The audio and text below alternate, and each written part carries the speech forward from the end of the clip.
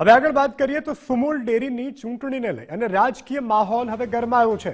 કરોડો રૂપિયાની ગેરરીતિની ફરિયાદોના અહેવાલ રજૂ કરવા માંગ કરવામાં આવી છે। કોંગ્રેસે સુમુલ ડેરીની ચૂંટણી લડવાની તૈયારી દર્શાવી છે।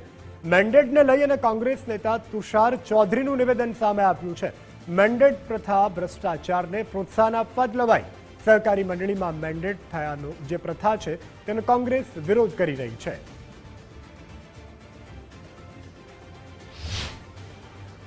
કારણ કે મેન્ડેટની જરૂર ક્યાં પડે કે તમે પક્ષના સિમ્બલ પર કોઈ તાલુકા પંચાયત, જિલ્લા પંચાયત, વિધાનસભા, લોકસભા કે નગરપાલિકા, મહાનગરપાલિકાની ચૂંટણી લડવા માંગતા હો તો પક્ષના મેન્ડેટની જરૂર પડે। આ સહકારી સંસ્થામાં મેન્ડેટની જરૂર હોતી જ નથી ને આવા જે પણ મેન્ડેટવાળા ઉમેદવાર ચૂંટણી લડશે એની સામે અમે ઉમેદવાર ઊભા રાખીશું।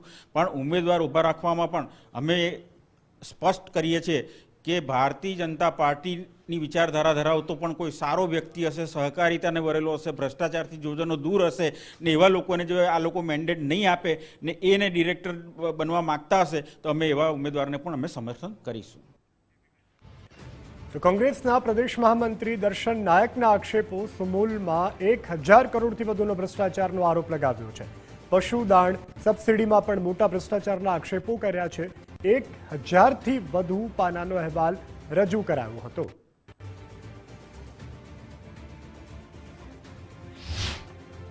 અને કલમ 86 પ્રમાણે તપાસ સમિતિએ જે 1000 પાનાનો જે રિપોર્ટ મૂક્યો હતો એ રિપોર્ટ આજે જાહેર થવો જોઈએ। એમાં મોટા પ્રમાણમાં માંડવી ખાતે જે જમીન મેળવવા માટેનું જે કૌભાંડ હતું એ આજે પણ જમીન મળી નથી અને 4.5 કરોડ રૂપિયાનો એમાં ખર્ચ કરી દેવામાં આવ્યો હતો। પશુની જે લોન છે ખરીદી માટેની જે મંત્રીને આપવામાં આવી હતી એમાં 25 કરોડથી વધુની 0% જે લોનવાળી લોન હતી એની આજે મુદતવીટી બાકીદાર આજે પણ મંત્રીઓ છે એની પર કોઈ પણ પ્રકારના પગલાં લેવામાં આવ્યા નથી। 20 કરોડ રૂપિયાની જે સબસિડી રાજ્ય સરકારે પશુદાણ માટે જે આપવામાં આવી હતી એના ઉદ્ઘાટન વખતે 17 કરોડથી વધુનો ખર્ચ કરીને મોટા પ્રમાણમાં સુમુલ ડેરીને નુકસાન કરવાનો, ગેરવહીવટ કરવાનો આ પ્રયત્ન કરવામાં આવ્યો હતો। આજે સુમુલની ચૂંટણી આવતી હોય તો સર્વપ્રથમ રાજ્ય સરકારે સહકાર વિભાગે કોણ આના 2.5 લાખ પશુપાલકોને હિતની સાથે કોણે રમત કરી છે, કોણે ભ્રષ્ટાચાર કર્યો છે